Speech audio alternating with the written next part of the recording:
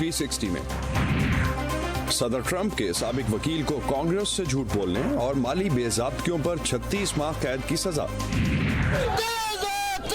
दुनिया भर में सहाफियों पर क्रैकडाउन जारी और भारत के दारुल हुकूमत में तलबा के ज़हनी दबाव में कमी करने वाली happiness class. Voice of America के वॉशिंगटन स्टूडियोज में खुशामदीद। आप देख रहे हैं व्यू 360 और मैं हूं असदुल्लाह खालिद। सदर ट्रंप के साबिक ज़ाती वकील माइकल कोहन को 3 साल कैद की सजा सुनाई गई है। उन पर इल्ज़ाम है कि उन्होंने सदारती मुहिम से पहले उम्मीदवार डोनाल्ड ट्रंप को बचाने के लिए इंतखाबी मुहिम के मालियाती कवानीन की खिलाफ वर्जी की और इस बारे में कांग्रेस से झूठ बोला। माइकल कोहन सदर ट्रंप की सदारती मुहिम की रूस से मुबैना गठजोड़ की तहकीकात में भी एक अहम गवाह के तौर पर सामने आए हैं। न्यूयॉर्क की एक वफाकी अदालत से 3 साल जेल की सजा सुनकर बाहर आने वाले सदर ट्रंप के साबका ज़ाती वकील माइकल कोहन रिपोर्टर्स से बात किए बिना तेजी से गुजर गए, लेकिन कोर्ट के अंदर उन्होंने जज को बताया कि उन्होंने ये सब सदर ट्रंप से गहरी वफादारी के नतीजे में किया है। इससे पहले माइकल कोहन ने 2 खवातीन को मुबैना तौर पर सदर ट्रंप से ताल्लुकात के बारे में खामोश रहने के लिए रकूम की अदायगी के इल्ज़ाम को कबूल किया था।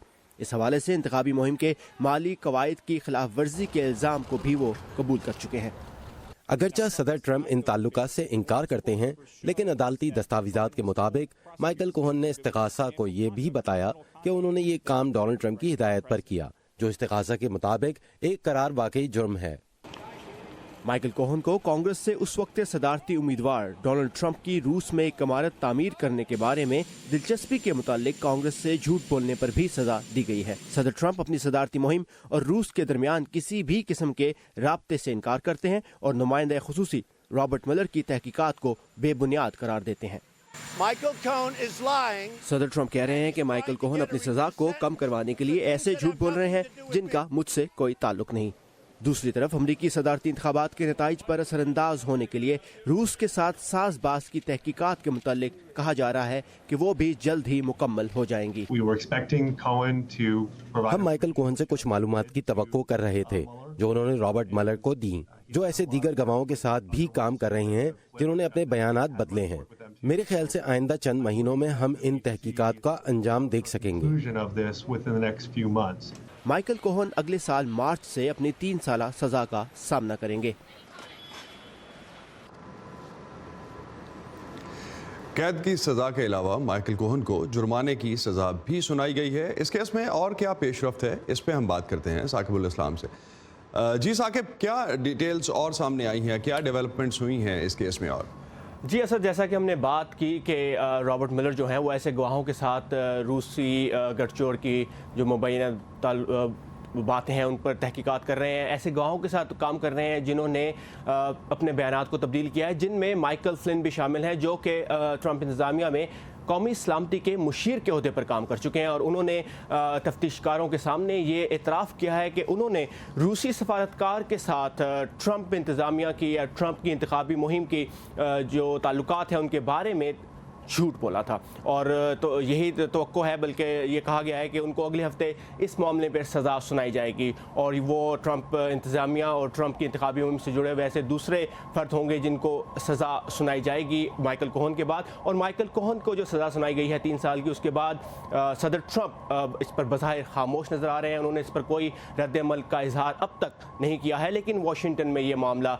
तमाम हलकों में ज़ेर बहस है, ना सिर्फ मीडिया और ज़राए इब्लाग में बल्कि वाशिंगटन में सियासी हलकों में भी कोहन की जो सज़ा है इसको लेकर काफ़ी बातचीत जारी है। और अगले हफ्ते जब माइकल फ्लिन को सज़ा सुनाई जाएगी तो ये मामलात आगे बढ़ेंगे और जैसा कि आपने देखा कि जो माहिरीन हैं वो यही कह रहे हैं कि नज़र यही आ रहा है कि बज़ाहिर अगले चंद महीनों में रूस के साथ मुबैना गठजोड़ की जो तहकीकात हैं वो अपने अंजाम को पहुँचेंगी।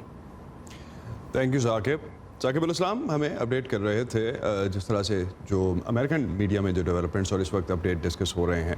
दूसरी जानिब पाकिस्तान के मीडिया में अमेरिका की जानिब से पाकिस्तान को उन 10 ममालिक में शामिल किए जाने पर एक बहस जारी है जहां मजहबी आज़ादी की सूरत हाल तशवीशनाक है। पाकिस्तान के अलावा बर्मा, चीन, एरिट्रिया, ईरान, शुमाली कोरिया, सूडान, सऊदी अरब, ताजिकिस्तान और तुर्कमानिस्तान भी अमरीकी महकमा ख़ारजा की जानिब से जारी की गई इस फहरिस्त में शामिल हैं। मजहबी आज़ादी पर ख़ास तहफ़्फ़ुज़ात वाले ममालिक की ये फहरिस्त किस बुनियाद पर बनाई जाती है और उसको ये ममालिक कितनी अहमियत देते हैं, اس کے علاوہ ان ممالک پر اس چیز کے کیا اثرات ہو سکتے ہیں، ان سوالوں کے جواب بھی ہم جاننے کی کوشش کریں گے، لیکن سب سے پہلے جانتے ہیں کہ پاکستان میں عوامی نمائندوں کا اس پورے قصے پہ کیا رد عمل ہے۔ آپ یہ سوچیں کہ ہم نے ابھی ریسنٹلی کرتارپور میں جو سکھ کمیونٹی ہے اس کے لیے ہم نے اتنا بڑا قدم اٹھایا ہے کہ ہم نے انڈیا کے لیے کھول دیا ہے، جن کے ساتھ ہماری ریلیشن شپ بڑی اس وقت ڈیفیکلٹ ہے۔ تو اس سے زیادہ ریلیجیس فریڈم نہ پورے ریجن میں، نہ ساؤتھ ایشیا میں کہیں اور نہیں جتنا پاکستان میں۔ ہماری پریچنگز آف اسلام یہ کہتی ہیں، اور اس پریچنگز کے اوپر پاکستان بنا ہے، تو how can we not safeguard the rights of minorities. اگر آپ دیکھیں تو یہ ہمارے پڑوسی ملک انڈیا میں یہ ہوتا ہے کہ وہاں پہ مسلم فیملیز کو جو زندہ جلایا جاتا ہے، یہ برما کے مسلمانوں کے ساتھ ہوتا ہے، امریکہ کو وہ کیوں نہیں نظر آتا؟ میں یہ سمجھتا ہوں کہ شاید وہاں جو صاحب فیصلہ لوگ ہیں، جنہوں نے فیصلے کرنے ہوتے ہیں، وہ شاید پاکستان کو نہیں سمجھ پا رہے۔ میں تو یہاں تک کہوں گا کہ پاکستان جو ہے وہ واحد ملک ہے جو اپنے سینے پہ سارے زخم سہتا ہے، اس کے باوجود ہیومن رائٹس کی بات کرتا ہے، تمام مذاہب کی عزت کی بات کرتا ہے اور پوری انسانیت کی بات کرتا ہے، اور پاکستان کی بے پناہ قربانیاں ہیں۔ دیکھیے میں آپ کو ایک بات بتاؤں، جب آپ کوئی ہماری طرح ڈیولپنگ کنٹریز جنہوں نے پہلے کشکول پھیلائے ہوئے ہوں اور انہوں نے ہمیشہ ڈو مور کیا اور یس باس کہا ہو، اور اس کے بعد ایک ایسی گورنمنٹ آ جائے جو ان کو کہیں کہ جب ایکویلٹی کے اوپر بات ہوگی نو مور ہوگا، آپ ہمیں ہماری لیول پہ اپنے برابری کی سطح پہ ڈیل کریں گے، تو اس طرح کی باتیں تو آئیں گی۔ کیا اہمیت ہے اس رپورٹ کی جس کے بارے میں پاکستان کے پارلیمنٹیرینز جو ہیں ان کو ہم نے کہتے ہوئے سنا، اور خاص طور پہ جو لاسٹ پہ کمنٹ تھا کہ ڈو مور کی جو اب قصہ ہے وہ شاید نہیں ہونے کو ملے گا، اس کی وجہ سے یہ رپورٹ جاری کی گئی ہے۔ کامران بخاری سے ہم اس پہ بات کریں گے، جاننے کی کوشش کریں گے کہ کامران اس پہ کیا کہتے ہیں۔ کامران، کچھ عوامی نمائندوں کی رائے ہم نے دیکھی ہے، آپ نے بھی وہ سنی ہوگی کہ امریکی حکومت کو دنیا میں مذہبی آزادیوں کی صورتحال پر تجاویز دینے والا یہ جو ادارہ ہے یوسف، وہ پاکستان کو اس لسٹ میں کافی عرصے سے ڈالنے کا مطالبہ کرتے آیا ہے، اور یہ رائے پاکستان کو اس لسٹ میں ڈالنے کی وجہ اب پاکستان میں موجودہ حکومت جو ہے وہ ڈو مور نہیں کر رہی۔ کہاں تک آپ متفق ہیں اس سے؟ دیکھیں، آپ نے خود ہی کہہ دیا کہ یہ بڑے عرصے سے چل رہا تھا، تو وہ سوال جو آپ کا ہے اس کا جواب اسی میں ہے۔ دیکھیں، یہ کوئی کل پرسوں کے واقعات کرتارپور کے یا جو ہے یہ جو عمران خان کی حکومت کا رویہ ہے واشنگٹن کی جانب، مطلب ایک تو اس رویے کو بھی دیکھنے کی ضرورت ہے کہ وہ واقعی ہی جو ہے وہ ریزسٹنس ہے یا اس میں کس حد تک پی آر ویلیو ہے، اور جو ہے نا پس پردہ بات چیت جو ہے ٹریڈیشنل طریقے سے ہو رہی ہے، لین دین جو جیو پالیٹکس میں ہوتی ہے، لیکن وہ ایک علیحدہ بحث ہے۔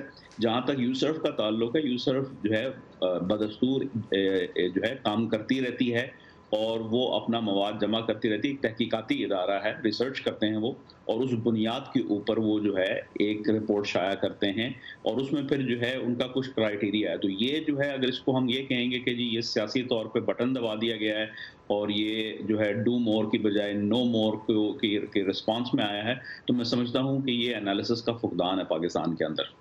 لیکن آن دا ادر سائڈ ایک کامران جو ہمیں ایک ایلیمنٹ دیکھنے کو ملتا ہے جس میں بائسنس کا جو ہے وہ کافی ذکر رہا، اور پاکستان کے جو فورن منسٹری کی جانب سے جو سٹیٹمنٹ تھا اس میں بھی اس کا حوالہ جو ہے وہ دبے الفاظ میں کیا گیا۔ باقی ہم انڈیپینڈنٹ اوپینین بھی دیکھ رہے ہیں کہ چونکہ امریکن بیسڈ فنڈ ہے اور امریکن بیسڈ یہ انسٹیٹیوٹ ہے، تو سرٹنلی فنڈڈ بھی یہاں سے ہے، تو بائسنس کا ایلیمنٹ ہے اس میں، انڈیپینڈنٹ ریسرچ نہیں سمجھا جا رہا ہے اس کو۔ What do you have to say on دس؟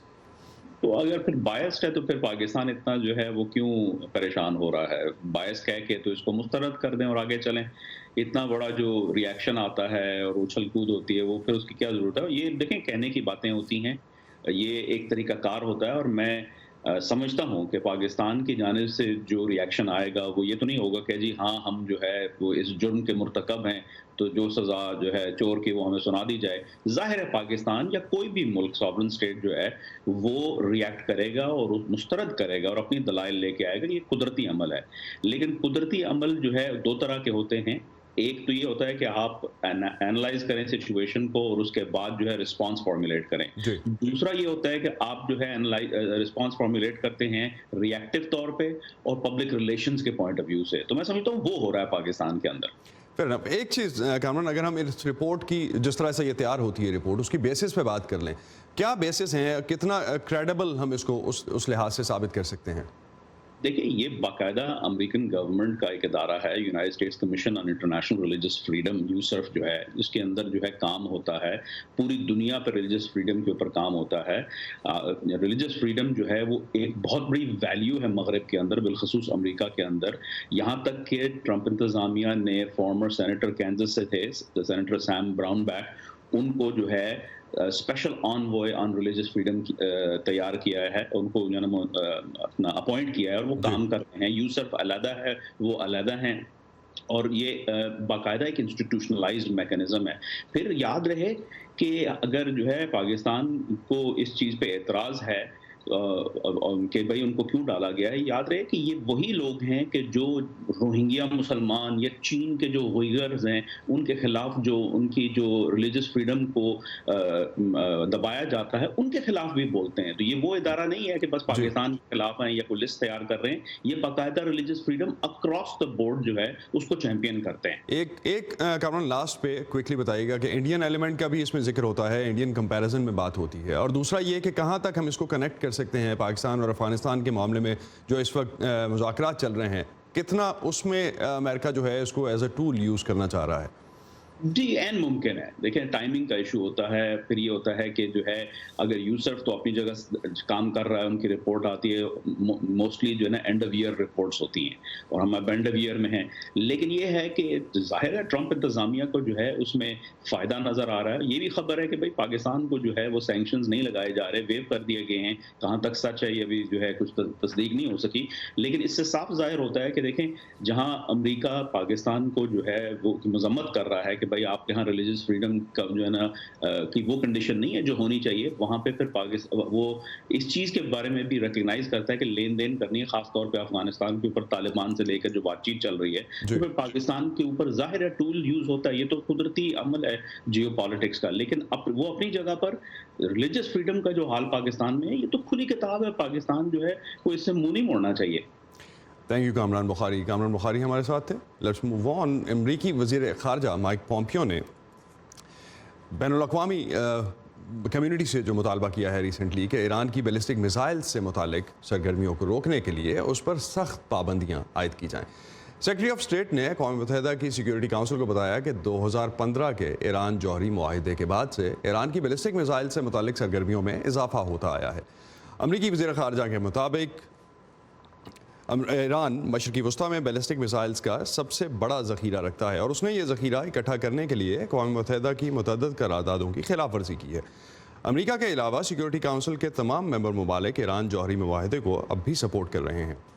امریکہ اس سال مئی میں اس معاہدے سے الگ ہو گیا تھا اور اس نے ایران پر پچھلے ماہ پھر سے پابندیاں عائد کر دی تھیں. ایران پر اپنے جوہری پروگرام کو مکمل طور پر پرامن کہنے کا اب تک جو ہے وہ کلیم سامنے آتا ہے.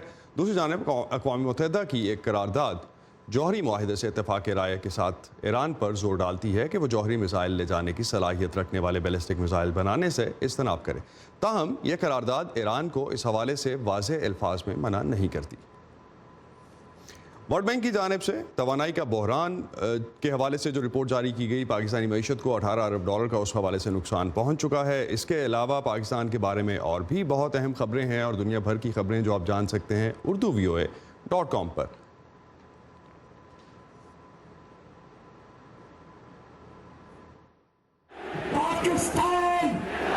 کہتے ہیں کہ خبریں تو بھائی لوکل ہوتی ہیں، لیکن جب ہمارے اور دنیا بھر کے مسائل ایک سے لگنے لگے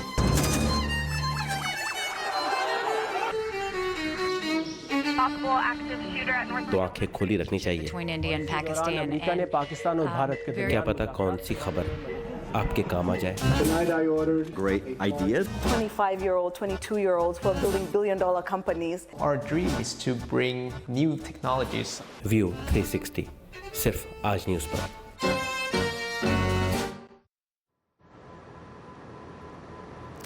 صحافیوں کو پیشہ وارانہ ذمہ داریاں ادا کرنے میں لاحق خطرات پر نظر رکھنے والے ادارے کمیٹی ٹو پروٹیکٹ جرنلسٹ کی نئی رپورٹ کے مطابق دنیا بھر میں قید صحافیوں کی تعداد میں مسلسل تیسرے سال میں بھی اضافہ ہوا ہے. कमेटी टू प्रोटेक्ट जर्नलिस्ट के 1 दिसंबर तक इकट्ठे किए गए आदाद शुमार के मुताबिक ये मुसलसल तीसरा साल है कि दुनिया में कम अज़ कम 251 सहाफ़ी नज़रबंद हैं। उनमें से 70% पर रियासत मुखालिफ जुराइम के इल्ज़ामात हैं, जबकि 28 सहाफ़ियों पर मनगढ़ंत या झूठी खबरें फैलाने के इल्ज़ामात। चीन, सऊदी अरब और मिस्र में कैद किए जाने वाले सहाफ़ियों की तादाद में इजाफा हुआ है, जबकि तुर्की ने दुनिया भर के मुकाबले में सहाफ़ियों की सबसे बड़ी तादाद को जेलों में डाला है। रिपोर्ट के मुताबिक पाकिस्तान में सिर्फ एक सहाफ़ी को कैद किया गया है। एडिटोरियल कार्टून्स जहां सियासी कार्टून्स भी कहलाते हैं, उतने ही पुराने हैं जितने सियासी मुबाहिसे या इख्तलाफ राय। यहाँ अमेरिका में अमरीकी आइन की पहली तरमीम में दी गई आज़ादी इजहार इन कार्टून्स पर भी लागू होती है। आज के दौर में जब अमेरिका और पाकिस्तान समेत कई मुल्कों में मीडिया दबाव का सामना कर रहा है, अखबारी कार्टून्स बनाना यकीनन मुश्किल काम है। जानते हैं एक अमरीकी कार्टूनिस्ट से कि ये कितना मुश्किल काम है। कार्टून्स बनाना मैट वॉकर की रोजी रोटी है। वो वाशिंगटन के नजदीक एक अमरीकी सियासी सहाफती इदारे पॉलिटिको के साथ एडिटोरियल कार्टूनिस्ट हैं। हम अजीबो गरीब चीज़ों का इम्तजाज हैं। हम संजीदा मौज़ूआत पर संजीदा बात करते हैं, लेकिन हम ऐसा ज्यादा संजीदगी से नहीं करते और हम अपनी राय अहमकाना तस्वीरों के जरिए पेश करते हैं। पुलिट्जर प्राइज जीतने वाले इस कार्टूनिस्ट के मुताबिक सियासी कार्टून बनाने का बड़ा फायदा ये है कि इसके जरिए राय फौरी तौर पर दूसरों तक पहुंचती है। मैं एक तस्वीर बनाकर उसे एक वर्ड बबल के अंदर डाल देता हूं और आप उसे तकरीबन 4 सेकंड में पढ़ सकते और समझ सकते हैं। इसे आपको फौरन मुतासिर करना चाहिए और जब ऐसा होता है तो आपको फौरन इसका पता चल जाता है। कार्टूनिस्ट का कहना है कि बरसों काम करते हुए उनके शोबे में बहुत तब्दीली आई है। जब मैंने 40 साल पहले कार्टून्स बनाना शुरू किए तो अखबार में एडिटोरियल कार्टून स्याह और सफेद और एक पैनल के हुआ करते थे। अब कार्टून्स रंगीन, एनिमेटेड और खाकों पर मुश्तमिल सियासी नॉवेल्स की शक्ल में भी हो सकते हैं। जैसे सहाफी जैक हाल्परन और माइकल स्लोवान की तख्लीक किए गए कार्टून्स की वाशिंगटन के म्यूजियम में जेर नुमाइश ये सीरीज 2 शामी खानदानों की अपनी मुल्क से अमरीका आने की खौफनाक कहानी बयान करती है। इस मुल्क के शुरू के दिनों से ही एडिटोरियल कार्टून्स अहम मौज़ूआत और मुबाहिसों का अहाता करते आए हैं, लेकिन आज़ादी इजहार की कभी कभार भारी कीमत भी चुकाना पड़ती है। बहुत से कार्टूनिस्ट को हुकूमतों और सियासी शख्सियात को मौजूए बहस बनाने की पादाश में अपने मुल्कों को छोड़ना भी पड़ा। वॉकर को उम्मीद है कि इस मुश्किल घड़ी में लोग कार्टून्स को इस मकसद के लिए सराहेंगे जिसके लिए वो बनाए जाते हैं। जूली टैबो की रिपोर्ट के साथ Nilofar Mughal, voice of America. Lahore में 18वीं सदी में बज़ाहिर सिख हुकूमत थी। ईस्ट इंडिया कंपनी के ताजिर और मुलाजमीन किसी न किसी तरह हुकूमत के वफादार भी थे, लिहाजा लाहौर में उन्होंने अपने लिए ख़ास कब्रिस्तान तामीर किया जहाँ शाही फ़ौज के मुलाजमीन और जंगों में मारे जाने वाले फ़ौजियों की तदफीन की जाती थी। गोरा कब्रिस्तान के नाम से मशहूर होने वाले इस कब्रिस्तान में कौन कौन लोग दफन हैं और इस वक्त ये कब्रिस्तान किस हालत में है, ये जानते हैं इस रिपोर्ट में। पाकिस्तान के दूसरे बड़े शहर लाहौर में जेल रोड पर वाक़े ये शहर खामोशा गोरा कब्रिस्तान के नाम से जाना जाता है। ये चीफ जस्टिस ऑफ पाकिस्तान थे और 8 साल पाकिस्तान के चीफ जस्टिस रहे। सराहने की तरफ उनके पैरों में उनकी बेगम दफन है। RM शाहिद एक मुहक्किक और तारीख दान है।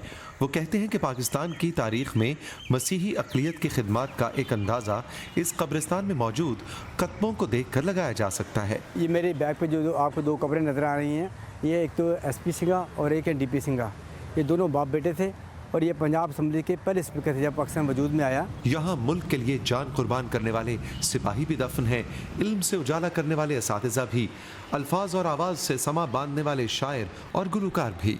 ये नहीं सर हमारे मुल्क के बड़े मारूफ सिंगर थे, गुलकार थे और इन्होंने बड़ी बेहतरीन, बड़ी खूबसूरत, बड़ी अच्छी गज़लें और क्लासिकल गीत गाए जो पाकिस्तानी फिल्मों का बड़ा मकबूलियत का बायस बने और इनका इंतकाल पिछले साल हुआ। गोरा कब्रिस्तान के ये अहाते इब्तिदा में बरतानवी राज के मुलाजमीन की तदफीन के लिए कायम किए गए थे, लेकिन क़याम पाकिस्तान के बाद इन्हें मकामी मसीहियों के लिए मखसूस कर दिया गया। मसीही कब्रिस्तान पहले से ही एग्जिस्ट कर रहे थे, लेकिन जब क्योंकि अंग्रेज़ इस धरती पर आया, यहाँ पर आए, तो फिर डेफिनेटली उन्होंने अपने लिए जो कब्रिस्तान बनाए तो उनको नाम यही दिया गया कि ये गोरा कब्रिस्तान है।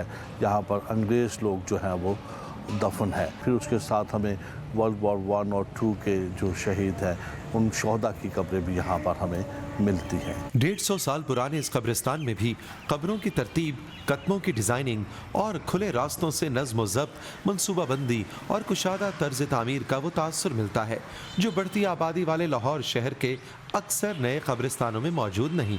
ये जो कब्रिस्तान है इसमें ज़्यादातर वो लोग दफन है जो उनकी फैमिलीज़ है, एलिट्स हैं, उनके लेमैन हैं, मिडिल क्लास के हैं, हाई क्लास के हैं, लेकिन ज़्यादातर इसके मिलिट्री लोग हैं जो जंग के दौरान यहाँ पे या वर्ल्ड वार सेकंड में यहाँ पे वो फौत हुए थे। अक्सर कत्बों पर दिल को छूने वाले अल्फाज, इबारतें और अशार दर्ज हैं।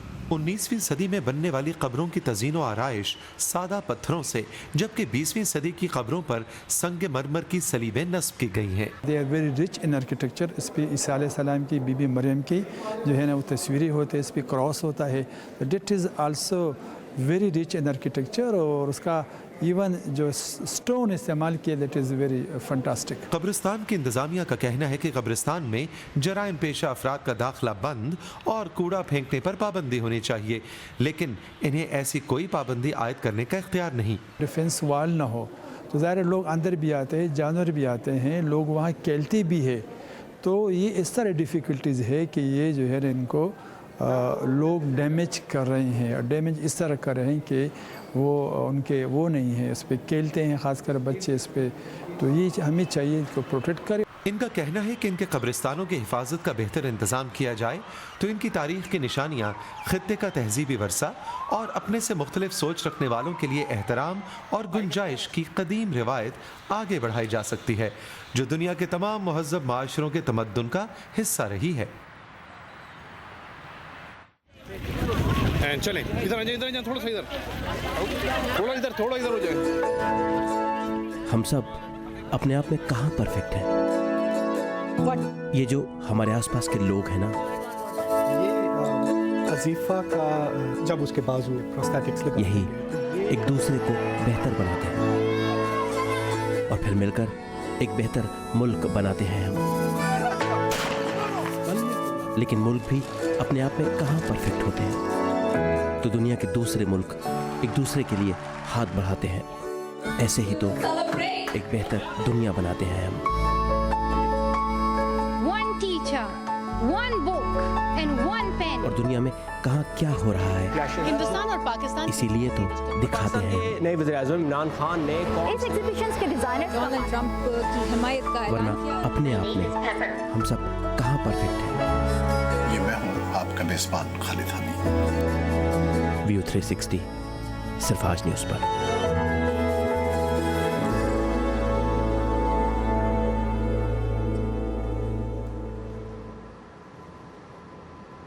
भारत का तालीम का निज़ाम एक तवील अरसे से तालीमी कामयाबियों पर मरकूज़ रहा है, लेकिन एक गैर मामूली इक़दाम में दिल्ली की हुकूमत ने शहर के सरकारी स्कूलों में हैप्पीनेस क्लासेस मुतारिफ करवाई हैं, जिसका मकसद जज्बाती और ज़हनी सेहत पर भी तवज्जो देना है।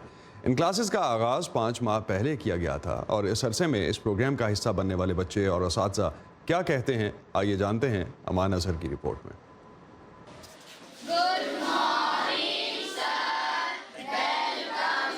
खुशी के हसूल के लिए मालूमाती किताब से लैस ये उस्ताद छठी जमात के तुलबा से चंद मिनट के लिए आंखें बंद करने को कहते हैं ताकि वो इस लम्हे में वक्त गुजारना सीख लें।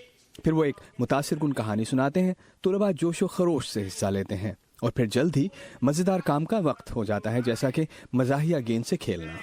5 महीनों बाद खुशपाश क्लास जो दिल्ली के सरकारी स्कूलों में शुरू हुई के बायस बहुत सौ के लिए स्कूल कम ज़हनी दबाव का बायस है। पहले आते थे तो तुरंत नोट्स बुक्स निकालनी पड़ती थी, तुरंत मतलब ब्लैक बोर्ड पर लिखवाया उसको उतारो समझो, मन चिड़चिड़ा सा रहता था कि सुबह सुबह आके पढ़ाई स्टार्ट हो गई। अब हैप्पीनेस होती है, सुबह सुबह आके माइंडफुलनेस करते हैं तो मन एकदम शांत रहता है, पूरे दिन भर पढ़ाई में भी अच्छा मन लगता है। इसी के साथ ख़त्म होता है आज का व्यू 360। अगर आपको हमारी वेबसाइट में कोई मुश्किल पेश आ रही हो एक्सेस करने में, तो हमारा ज़्यादातर कंटेंट फेसबुक के ज़रिए भी देख सकते हैं।